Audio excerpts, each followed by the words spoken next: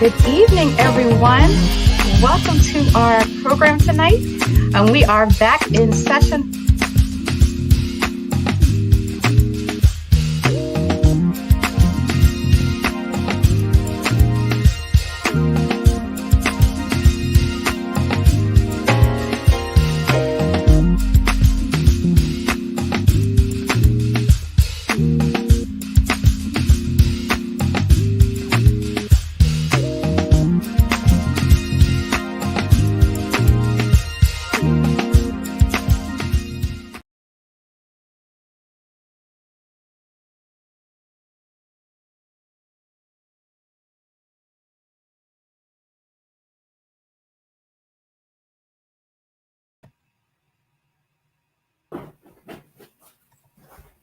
Well, good evening. Good evening, everyone, and welcome to Faith-Filled Moms. My name is Tanya May Event, and I'm joined by my special crew today.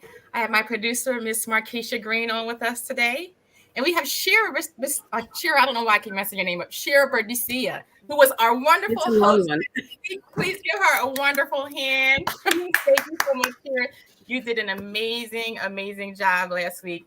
And then we also have Miss Shemeika Hudson, our special guest for this evening. So Shemeika, come and say hi. Shemeika and I, let me introduce you first, and then we'll kind of get into a little bit of welcoming our guests. And if you are here, please join in on the chat. Say hello. Let us know who's joining. Let us know where you're joining from. We cannot wait to talk to you this evening. But Shemeika and I, we met some years ago. Our children both ran for the same track club. And I know your husband. I know Matt. I've known Matt since probably we were 4 or 5 years old. Our families have been friends for years and grew up going to the same church. And so we have just been friends. And I'm so excited to have you on the show. We must tell everyone, we have had such a time today. Each of us have had different challenges. And Shemeika, you can tell by your challenge, but we have just had a challenge. So I was sharing with my team. I know that it's going to be an amazing night. We're going to have an amazing conversation and just share Shemeika's story. So Markeisha and Shira, I'm going to say goodbye to you.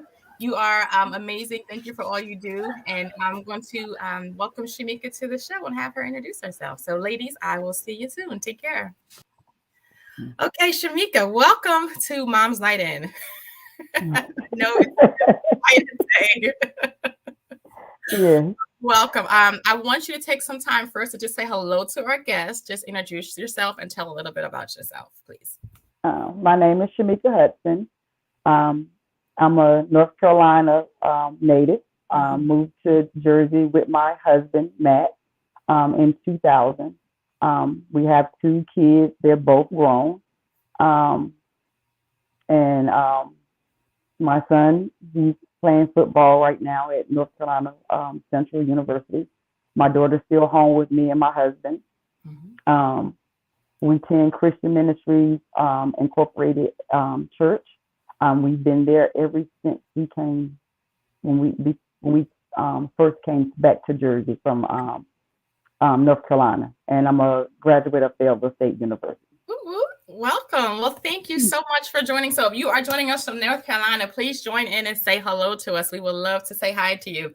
So Shemeika, I know this is your first time, and I don't want you to be nervous. It's going to be a fun night. It's 2 girlfriends chatting. I just say we're just two moms are talking. But so people can get to know you better. We always start off with a like this or that kind of what would you prefer? What would you do? Or what would you pick? So I'm going to give you, we picked a back to school night since we're going back to school. Everyone's going back to school. So we picked a back to school night. So I'm going to give you questions, maybe either from when you were in school or from when your children are in school. And then you can kind of give your best answer. And for those that are watching along with us, please feel free to chime in on the chat. You can type in your answer as well. Okay, so back to school. Would you rather have, or did you prefer recess or lunch? Recess. I did too. I can remember we lost recess in 7th grade. So up to 6th grade, we, had lunch and then recess. And I remember going to junior high school and I'm like, after lunch, we go back to class. There's no recess. So I can remember to this day, like I was shocked that there was no more recess in 7th grade. It was the best. It was, yeah. I love recess. Okay, would you choose the school choir or the school band? Choir.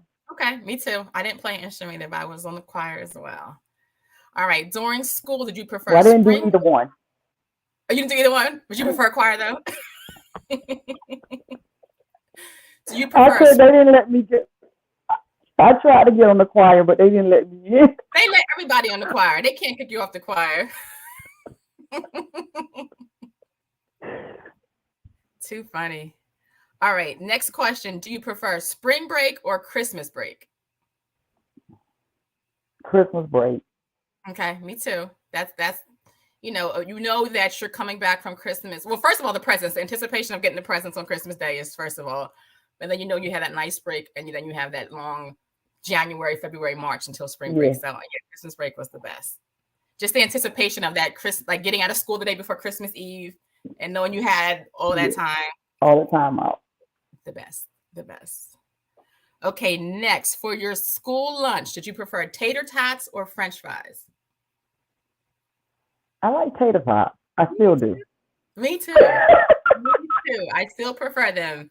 I feel like it's like considered a kid's food, but I like potato tots. I just the crunchiness. Yeah, yeah. I like it. So I Yeah. eat just lunch, whatever. That last question, I want to hear your answer on this one. Do you prefer college, especially as a mom? Did you prefer watching college football or high school football? Oh, probably for me now. I like college. I know more about it. I Okay. didn't know a lot about football until my son started. I didn't want to know anything about it. Hmm. So over the years now in college, I know like what's a DB and all those stuff, and who's a tight end and all that stuff. I didn't know that in high. Like when he was playing in high school, I was still trying to figure some stuff out. Really? So he's playing high school, and you're watching him play, but you don't know all the ins and outs of this of like the positions in sports like that. Oh no, I knew what a touchdown was. I knew what who was the quarterback. Stop it, Shemeika. You need to stop all them years. Really? So like I said, and when my son started playing, my husband said to me, when he gets sick, I don't want you to run out the stands and try to get on the field. Hmm. So, Hmm. Just stay there. They'll take care so of I him. was like, yeah, yeah. So I learned some stuff like between him and my husband and stuff, teaching me and stuff, and so I think I'm better now, and so he's in college now. So I was like, get in, do this, da, da, da. And people were like, you know, yeah, I Now, got taught very well. do you understand all the penalties too? I know, I didn't even know what a first down, second down, third I was down. gonna ask you. I was going to ask if you do the first down one. So you. So I know all that now. I Mhm. know a face mask is 15 yards. So Offside is I, not yet. yeah, outside, That is all of it. so. I didn't Roughing know. roughing the kicker, like. Hmm. Hmm. I didn't know. I didn't follow football. Like I grew up in a football family. They would have it on the TV all the time. I didn't know about it until my freshman year in high school. I joined the band, and I did. I was in the. I didn't play instrument, but I was in like the marching band doing the flags. And I remember one game, someone sat there and explained every single thing that happened throughout the game, and I was like, "Oh my gosh, I love this game!" And I just fell in love with it at that point. But I wanted nothing to do with it. But once that one game, and they explained literally everything that was happening the entire game, it's always been my favorite sport since. Like I uh, love baseball. Yep, yep. That is too I know funny. I like baseball because that was easy. Hmm. You hit the It's ball, you go long. to It's first, long second, and it third. gets boring. But I still watch it, and I go. I'm a Braves fan. Hmm. Hmm. But I understood that it was simple to me. Like you hit the ball, you out if they catch it. If they tag you before you get to the base, you're out. Like Uh-huh. you knock it in the out of the ball field, you got a home run and stuff. So I understood that better. You found that. Yeah. Yeah. That's funny. Well, thank you. That was fun. So that's just a little bit like I love to do that to start, just to get us laughing, get you comfortable, and getting to know you better. So my next question before we get into your stories, I want to ask you, what is your favorite scripture, or what scripture really got you through a lot of the just the difficult times you had throughout your story? I can do all things through Christ who strengthens me. Yes. Philippians 4:13. Yes. Yeah. It's powerful. And that's one thing we teach our children all the time too. You can't say I can't. Yes, you can. You can do all Yeah. Yeah. things. You can Can't do is all. not in your vocabulary. Mm-hmm. Mm-hmm. Love it. Love it. Well, thank you. That was so much fun. I appreciate you playing along. And I want to go ahead and I'm going to open us up in prayer and then we'll transition to your Okay. story. Okay. Okay. Yes. Gracious God, we thank you so much for another night, another mom's night in. I thank you for my very special guest, Shemeika. God, I just pray for this time that we would just be able to fellowship and just enjoy this conversation, this fellowship as we talk about your goodness, and we talk about your mercy, and then you're healing, God. We just thank you for everything that you've done for Jawan, for this family, and we just pray that you bless this time together. In Jesus' name, we pray. Yes. Amen. Amen. All Amen. right, so let's get into it. So I love your story. Again, I've been family friends for years, and even with us talking, I never knew the extent of what Joanne went through. So when we talked, you kind of initially shared your story. My mouth dropped, like I can't believe this. This is just amazing. So if you're watching, especially if you're a parent of an athlete, I would just encourage you to just share this streaming with someone, invite them in, whether you're on Facebook or YouTube. It's really going to be a powerful story tonight. And so I just, again, invite you to just invite a friend.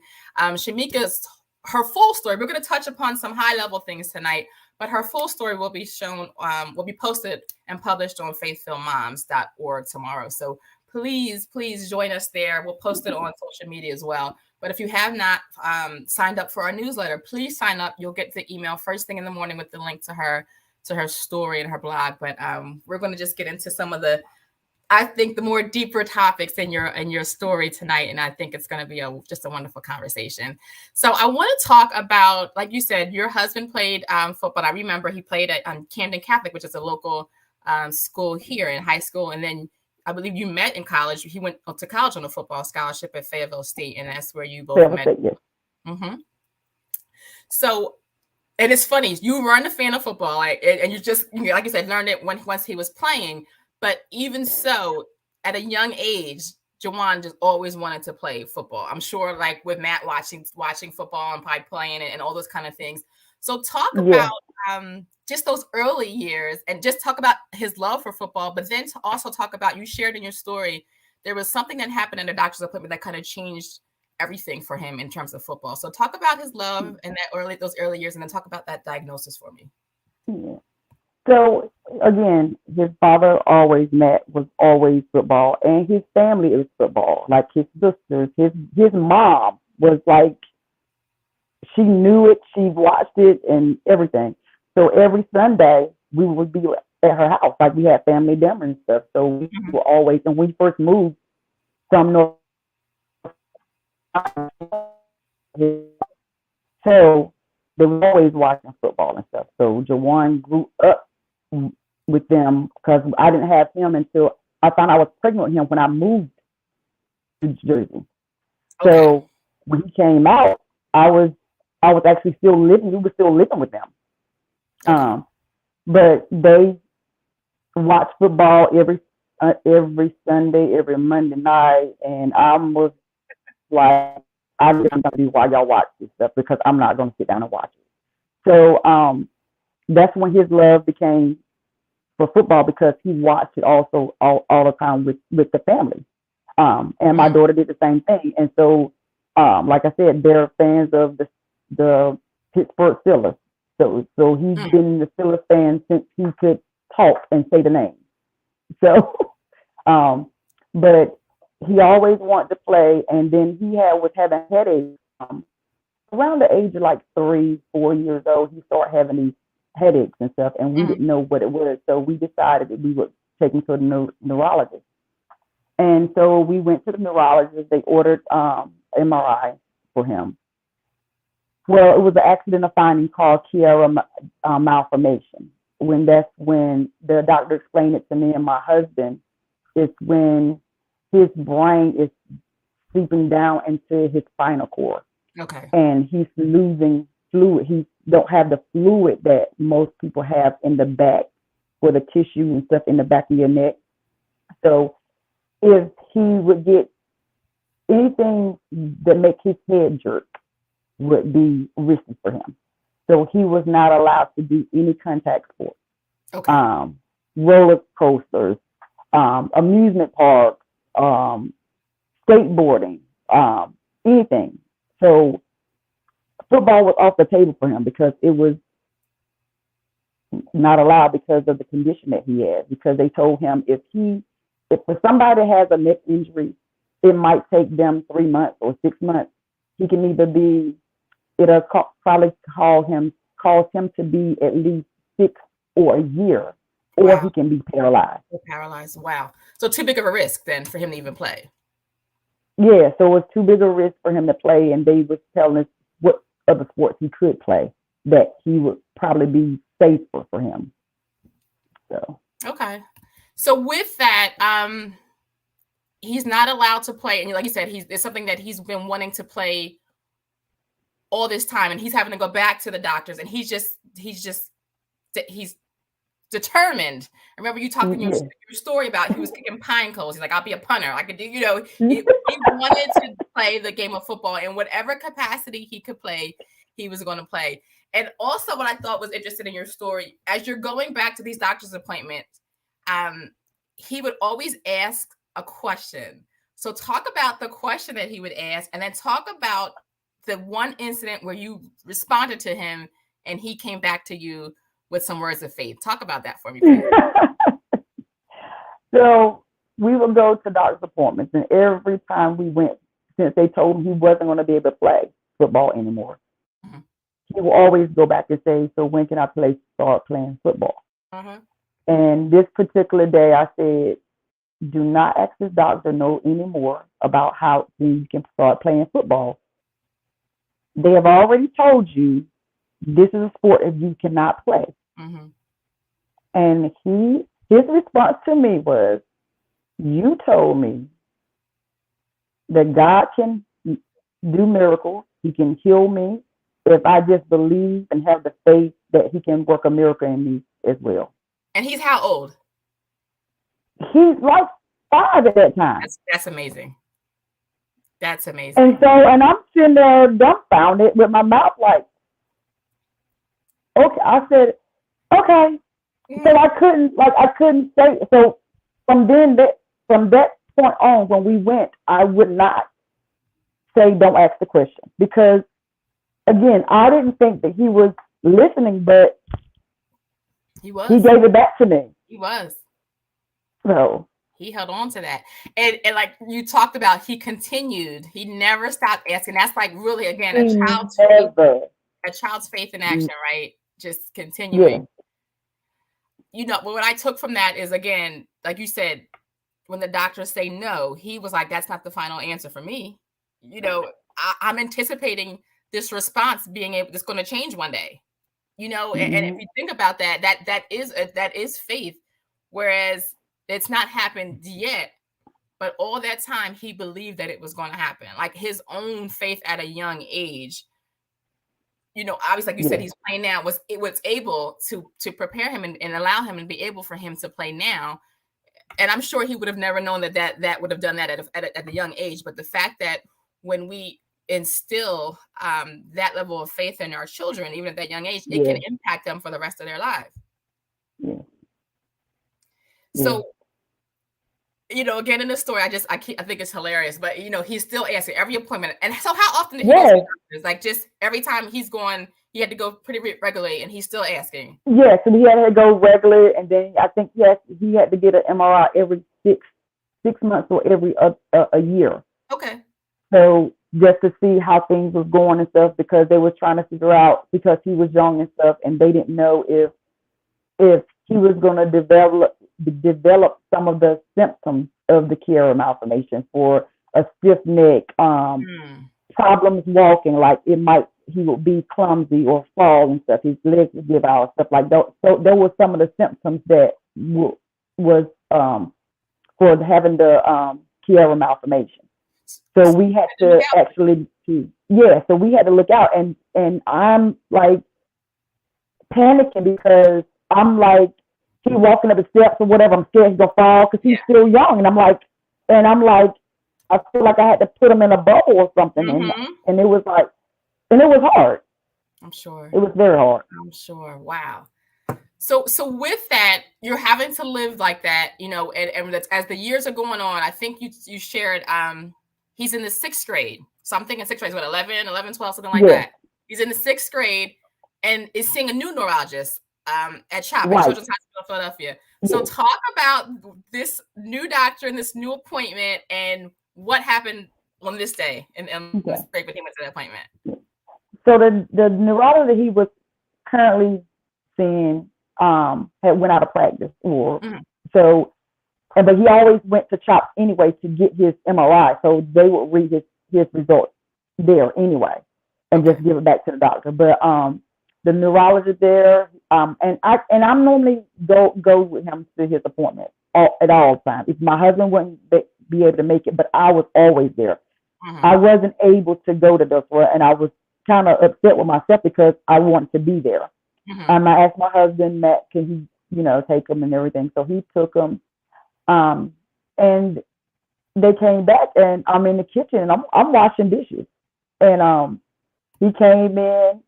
Guess what the doctor said? I can play football, and I was like, if you don't get out my kitchen, like, don't be letting him come in here lying to me. Like, I didn't believe it, and he was like, ask my dad. So Matt came and I said, did the doctor say that he can play football? And he was like, yep, he cleared him. I said, what? He was like, yeah. He said it's a mild case. He doesn't recommend it for anybody because he's a neurologist. He worked with the brain and stuff. He said, but he's clear. He can play. So amazing. He was so happy that day. Like, he smiled from ear to ear, dancing and snapping, moving, and so I mean, I guess his prayers was answered. He believed that he could have played, and here it is. He can play. Wow.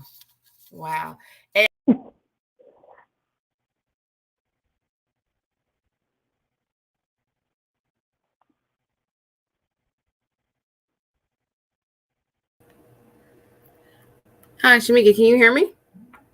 Yeah. Okay, look what happened.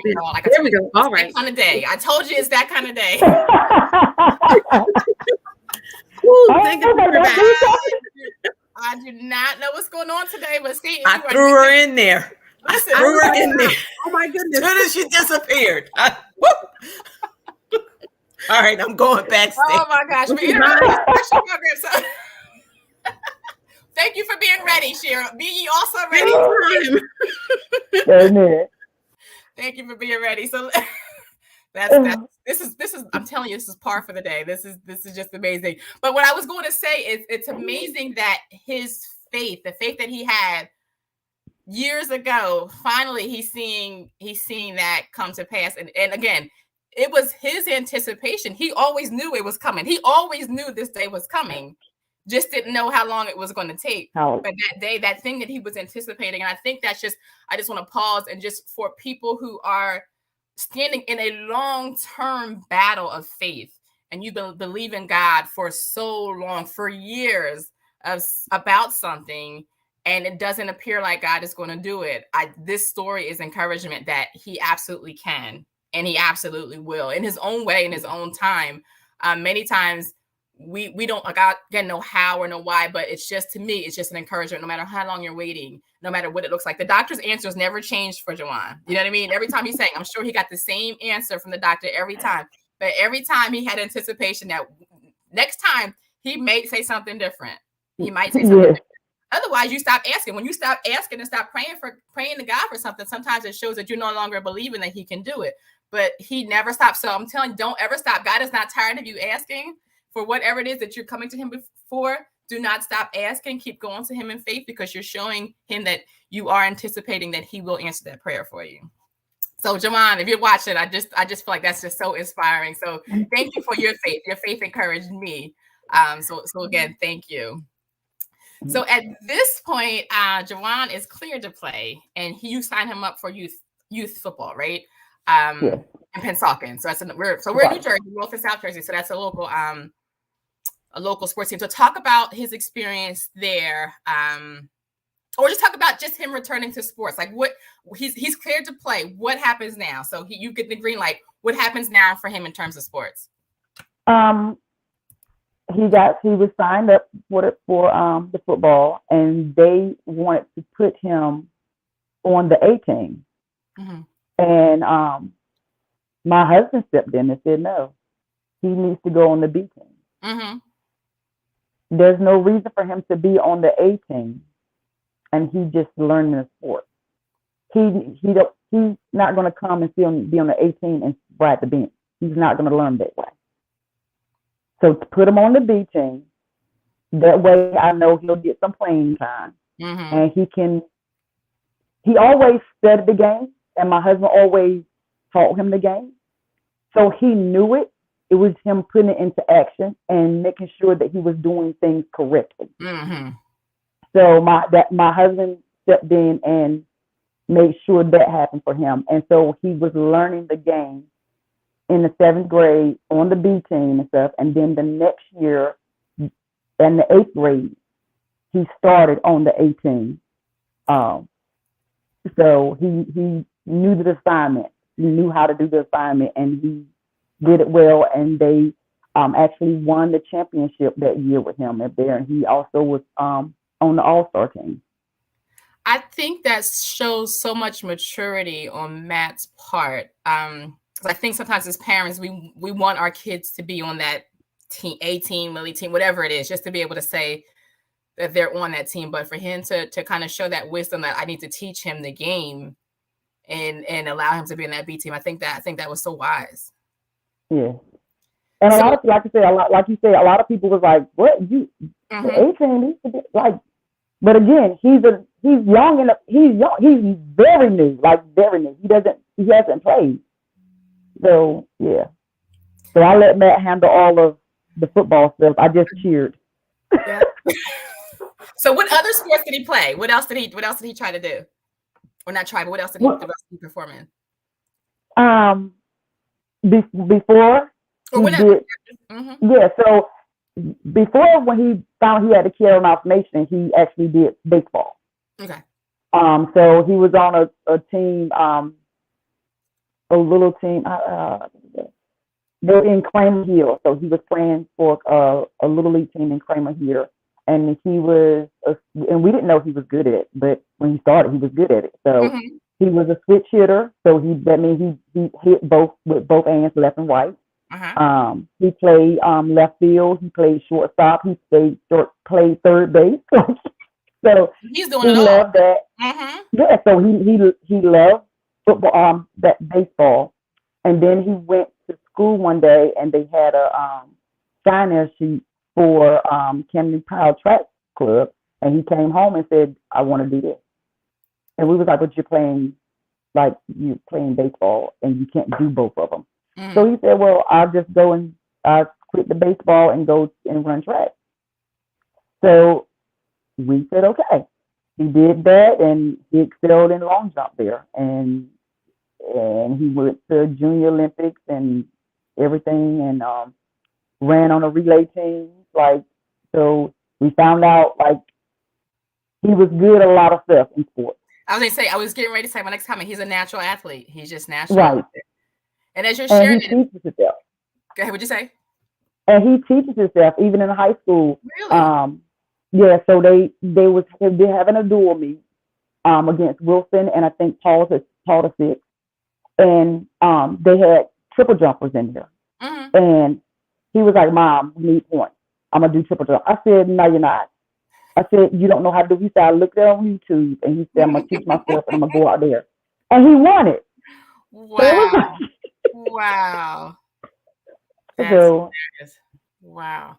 Yeah, it's funny. I have a similar, I guess, track path with him. I played softball from 5 up to high school, and I can remember it was a game and there was a track meet going on, and I was like, "What is going on there?"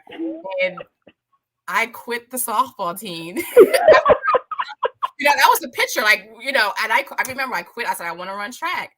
And I ran track, in the middle of the season. I switched over. I think my first race I took I want to say 3rd place in the 100, and kind of just that was my sport. And my mom was like, all these years I've been, softball. She was sick. Like probably I think to this day, if you ask her, she's like, I can't believe she did that because they had put so much time and effort.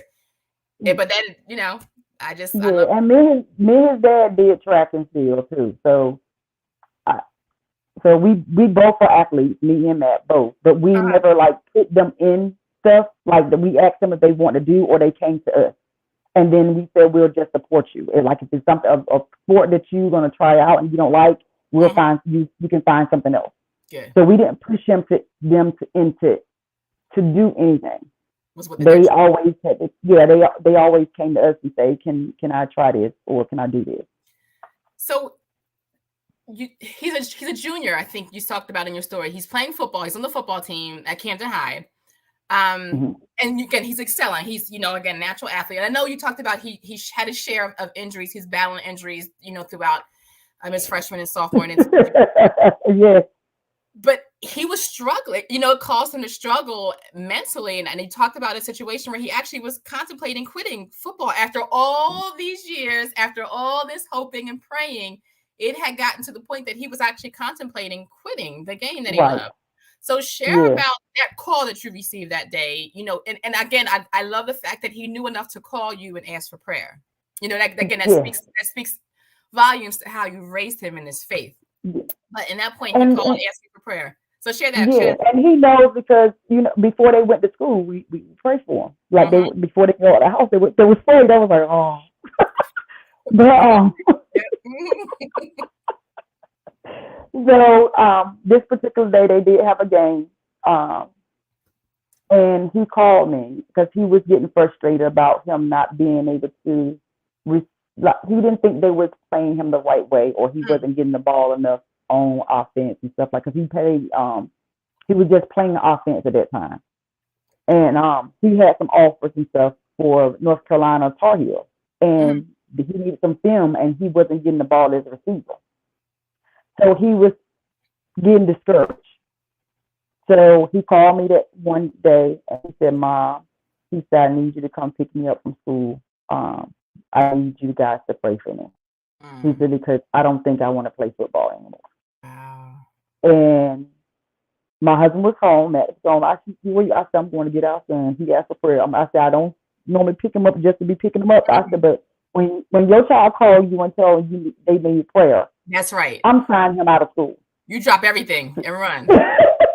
Yes. So I picked him up, and as soon as we went into the doorway, this door closed, I stopped right there and started praying for him. I had him, he was in front of me. I put my hands around him by his neck here, me and him face to face, and I'm praying with him and stuff. Wow. He cried that day too, like when we prayed and stuff, he cried and stuff, and I told him at that point after the prayer, I said, go ahead and play the game that you love. Do not let anybody take your joy from you. From the game that you worked too hard for this. I said, so go out there, play. If they don't give you the ball, eventually you're going to get the ball. When you get it, that's your opportunity to shine. Yeah. So we went to the game and stuff, and he played, and when he got the ball, he ran it back for a touchdown. Yes. And after the game, he came to me, he said, Mom, he said, you know that God is there and that he answers prayer. He said, but for it to come forefront to you, like we just prayed for this today. And he responded and she said, and you told me to go out there and do my job. Yes. And don't worry about it. And when you get the ball, just do what you need to do. Yes. He said, and he was like, and it happened. He was like, it happened. He said, God always got my back, Mom. I said he does all the time. So he suited up and he went out there and played, and he enjoyed himself, and he came out. He was happy after the game. Wow. And after that, he hasn't said, Mom, I don't want to play football anymore. Because I don't want him to feel like that somebody else can dictate to him that he to make him feel like he's not worthy or he can't do a certain thing. I want him to feel like, okay, this is what I want to do, even if it's not their best. They think I'm not doing my best. I know it's my best, and go out there and just do your best. Yeah. And if you do that, you're fine. Just That's like I told you, you might not be a student, but it doesn't come easy to you. I would take that hard C that you work for over either A any day. Yeah. And I always tell my kids, there's always something negative, but always find that positive in there because it's there. Mm-hmm. Mm-hmm. That's wisdom. That's great wisdom for them to carry as well, because we're all going to face negative times and negative situations, but finding the positive. And when I say finding God, where is God in that situation? Where is God in that negative? What lesson is he trying to teach me through that as well? Mm-hmm. Mm-hmm. So let's fast forward to his senior year now. And he faces another injury in practice, his shoulder, another powerful story that I want to make sure we share with our audience. So he injures his shoulder. He goes to the doctor and receives a diagnosis after, I think, the x-ray, right, that he had a fractured shoulder. Yeah. And so this kind of news for a senior in this season, like his season is in effect over. His senior year is now over because of this fractured shoulder. And I know he was devastated, talked about him being devastated. Talk about that ride home, your sister-in-law, my girl Ruth. Hey, Ruth, if you're watching. talk about how you and Ruth, again, in another powerful moment of faith, talk about how you responded to his devastation over this injury.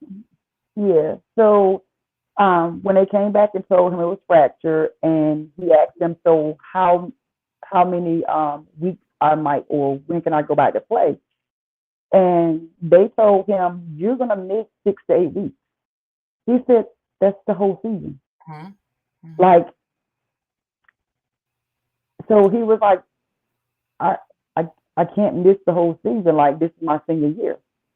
So we got in the car, and on the drive home, he's crying. Like, he's really crying. Like crying, his nose, everything, running, everything. So we get to in front of my house, and we're in the car, and we was already telling him, doing the drive back to the house and stuff. And we was like, well, I said, Jawan, God has always been there for you and stuff like that. I said, we're just going to believe that the Lord has a plan for you, and he can still heal you. Like, it doesn't have to be there. So we prayed. My sister-in-law, we was like, just lay hands on him. We're going to pray for him and over him. So in the car, we didn't get out the car. We were just in the car praying and talking to him about God and stuff. So we would tell him that the doctors don't have the final say. You already knew that. You have been through so much already. And God has been there and opened those doors for you each and every time. Yes. You already know what he can do and what he has done for you. So we're going to stand on that. We know what he said, but we know what God can do. So a day or two, we went back.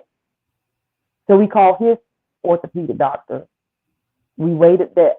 So we went 2 days after that. We went there, and he got the film and stuff. He was like, there's no fracture. He was like, it's dislocated. Dislocated. And I said, well, the actual doctor showed me and my son, like, where the fracture was. Mm-hmm. You can see the line. Mm-hmm. But he said, no, it's just dislocated. He can still play on it. It's just his pain tolerance. If he wants to, it'll feel like he broke it if he fall on him again. But if he can tolerate it, he can play. Wow. So we decided he's not playing, because we was playing, I think, Pemberton, and it was like we knew they were going to blow him out anyway. So he wanted to continue to play. He was like, I'm playing the game. We was like, you're not. And the coach was with us. They was like, heal some, and then, mm-hmm. We have a bye. So they mm-hmm. give you a good 2 weeks, and you'll be good. They had to hide his jersey and stuff. We asked his position coach, we was like, because he started playing, that's when he played cornerback mm-hmm. then, because that's his only year he played defense. Mm-hmm. So he was like, yeah, because I knew. He said he was in there looking for it. He said, but I hit it. because he was trying to dress. But again, God answered his prayers and our prayers, and like the prayer of the righteous availeth much, as they say. Yeah, and it's a foundation of faith that he can look back and see what God has done for him, and he really needs it at this point because he signs with Bowling Green. He signs on a scholarship with Bowling Green to go play there. Yeah. And his freshman year, he's playing cornerback, and he gets injured yet again, right? So kind of talk about that and the injury, and just really more so focus on his struggles with the injury, kind of what it was looking like, and then how God turned things around to allow him to now be playing at North Carolina Central. So he went to Bowling Green off of his high school body, and still injured, like didn't have any training for at least 8 months because of another injury he had already had prior to that. And we thought he was going to redshirt, and the coaches was on board with it. And then he started practicing, and by the first game, he was starting. And he hurt his shoulder, and they didn't take into account that he was telling the truth about his shoulder. He came home in September. He called me and said, "Mom, I need to come home. Make me a doctor's appointment." I was like, "You're not coming home." He said, "I already got my ticket. This is my dad's birthday. I was going to surprise him, but I just need you to make sure I be able to see my doctor when I come home." So he came home. He saw the doctor. They told them that they thought it was torn labor. And in his arm and back. And they wrote a letter and all the stuff to send to the Bowling Green. He went back and they gave him a cortisone shot. And then me and my husband went to the game in October.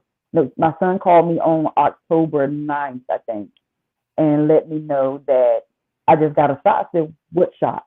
And he was like, "I don't know." I said, "They gave you a cortisone shot?" He said, "I don't know." So when we got there, we met the trainer after the game, and I was like, "Did you give my son a cortisone shot?" And it was like, "No."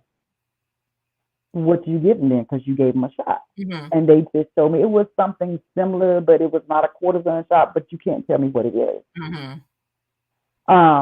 And then it was like, "So what do you think is wrong with him?" "We think he tore his labrum." And then I said, "So why is he still playing?" "Because we don't think it can get any worse. And until Jawan says that he cannot play, he's going to play. He's going to play." And I said, "But you're the medical person. Your job is to let the coaches know when a player is injured what they can and cannot do. Like, you can put him out." But they never did. And I asked for MRI, and she said, "We don't do MRI until after the season is over." And I said, "So somebody hurt and stuff, and you guys don't do an MRI? Like, you never had an MRI done prior with another player mid-season or anything?" So at that point, he got an MRI done in November. He was supposed to get on the 27th. He got on the 25th, and he called me and let me know, because he always calling me and let me know what's going on and keep me in the loop about stuff. And he went and played the last game. They still played him in New York. They was playing Buffalo, and they played him, and then they called me on the 3rd. He called me on the 3rd and said, "Mom, I'm in the doctor's office," and the doctor said, "Who are you talking to?" He said, "My mom." And they're going to say, "Well, he needs major surgery. He has 2 major tears in his labrum, and his men told me to have surgery." And I said, "Well, I'm booking his flight as we speak." And the trainer's going to say, "You're going to let him take a flight the day after surgery?" And I said, "Excuse me? Come back. What you mean the day after surgery?" "Oh, his surgery is on the 12th. I said, "No, it's not." not when you haven't talked to me or my husband, and we can't be there. So that turned into another thing, and it was like, I said, I'm going to get a second opinion. From there, he was supposed to be going back to Bowling Green, and then was like, well, when I told them about what his doctor said when he came back home, they were still on board to have the surgery stuff. And I said, well, since his doctor said it's the same as your doctor, they can have the surgery when he come back. They want him to come back early to do winter class. I said, no, he's not. He's going to start when he's supposed to start. There's nothing in his contract to say or his scholarship to say he has to do winter classes. Yeah. So that being said, me and my husband was advocating for him at that point. And I guess they didn't like that. And they was reaching out to Jawan and was like, why you're not doing the surgery, all the stuff. And he was calling us. So his shoulder was bothering him. He was in pain and stuff. He was depressed. He was like, Mom, nothing happening. He was like, they're not listening to me. They don't care about me. Like he was failing classes, everything. Yeah. So I was like, it's just a rough time. He's definitely going through a rough time. Rough, very rough. And it was hard because we weren't there. He's 9 hours away from us. And he's 18, right? 18 or 19 at this point. Right. He's still a child. Right. So it was hard and stuff. And just to put this in there, my girlfriend had offered to find me somewhere to go stay up there for like 3 months. So I would be there with him. And she was like, I will pay the rent for you to be there with him. Wow. Just to make sure he's taken care of. Wow. So long story short, the coach and them got rid of him after they had another signing day in December. So winter signing day, they signed somebody else to take his place, you're saying? So there was a situation at the school and stuff, and then so the boys was calling my son. He's like, have they called you? He was like, no. He thought like you might be good and stuff. So everybody else on the team still talks to my son and stuff like that. So then after signing day, we went online and we saw they had actually signed four new DBs. Wow. The next day, we got a phone call and said it was letting Jawan go because of his grades. Wow. So at this point, basically, they have rescinded his scholarship. Yep. He has a major injury, and I know I'm just going to paraphrase from your story that he does have surgery at home. He's recovering and rehabbing and going to community college and killing it at community college. He does well, right? Yes. So it wasn't that you couldn't do the work, but for whatever else was going on. But he's home, but he's still struggling with, can I play football now? I've done the rehab and I've done the healing and I'm in community college. But can I play again? And I think this is another moment really of faith for him to just believe God. I know you talked about he asked you to do a video for him and he's recovering and getting drills, doing the drills and activities. He posts the video and he gets a call and just kind of really high because we're running out of time, but talk about how he's now at North Carolina Central, like just what God did to get him there. Okay. So he posted, like I said, he posted a video and stuff. He got a call and stuff, and they was interested in him.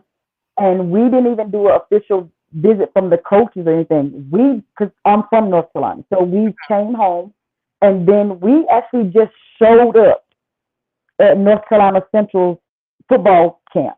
Wow. Met the coaches. They talked to Jawan. And then everything else was like, they were trying to get him there early. They tried to get him a waiver so he could actually transfer his credits from the Camden County so he can get there early. But that didn't happen. He had to graduate because of the rule for leaving a D1 and going to a community college. You have to, finish it up before you can go back there. But he's at North Carolina Central. Missed a whole lot of, there was a lot of stuff going on. He was there for over a month.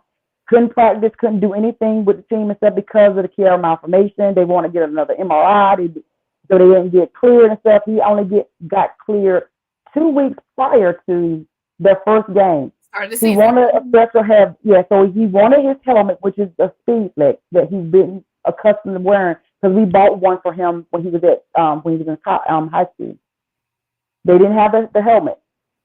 He told the coach at that point, he was like, your mom, we had to sign a waiver and everything that said if anything happens regarding the Kiara malformation, it's our responsibility. Mm-hmm. So he went and told the coach. The coach said, your mom signed the stuff, your dad signed it. He said, yeah, but I haven't signed mine. He said, until you guys give me my helmet that I need, I'm not going to step foot on the field. Yeah. And the coach was like, well, you're going to have to get you a special helmet. He said, well, you can either give me the helmet, you can take my scholarship, well, and he's whatever you do. Advocating. He's advocating for himself. Right. So we wanted him to learn how to do for himself, and now he's better. Mm-hmm. And the next 15 minutes, he had his helmet. Yes, that's amazing. And what's been happening since? He's been killing it, right? Yeah. So he has been killing it. He's a starter. Yes. This is his second year. He's still starting now.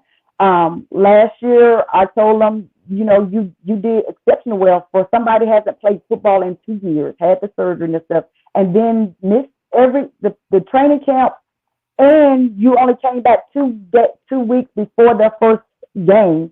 Yeah. You played on special teams for that game for Alcorn State. By the time we went to the Winston-Salem State game, you were starting. You started ever since then. Yeah. So I would say what I love about your story is just you can see, number one, God's hand. You can see faith steps in each thing. You can see God's hand. You can see perseverance. You can see determination.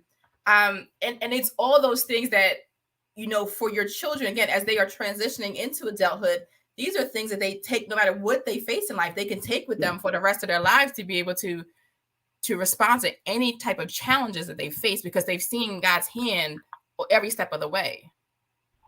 And he also has faith written here, because he said, Mom, I need to be able to see that sometimes, instead of when I get down, I can actually look and, to see that and know I'm good. I love it. I love this. I love this. Thank you so much for sharing your story, for sharing Jawan's story.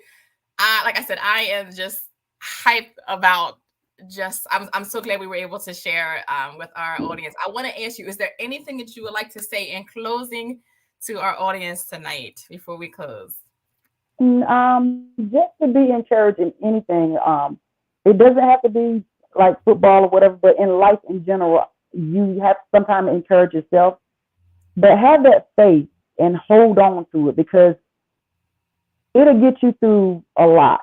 Amen. And I know you said you was going to say, Jawan told me he learned that from watching me and my husband, because I had the brain surgery, and he saw how I had to persevere too, from not being able to talk, walk, and all the stuff, and then from now I can run and do everything else and speak and all those stuff. So I was saying, I think we're going to have you come back to that. There's going to be a whole new show, and you're going to tell your story.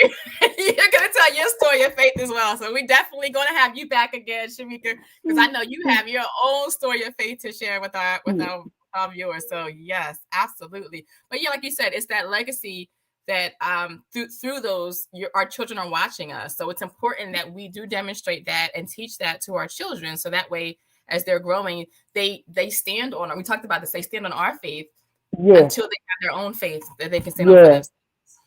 So again, this was amazing. Thank you so much for joining us. We will be on Faith-Filled Moms Facebook page if there's any questions, and we'll continue the conversation there. So if you are not following Faith-Filled Moms Facebook page, please do so. We would love to see you over there to chat and say hello.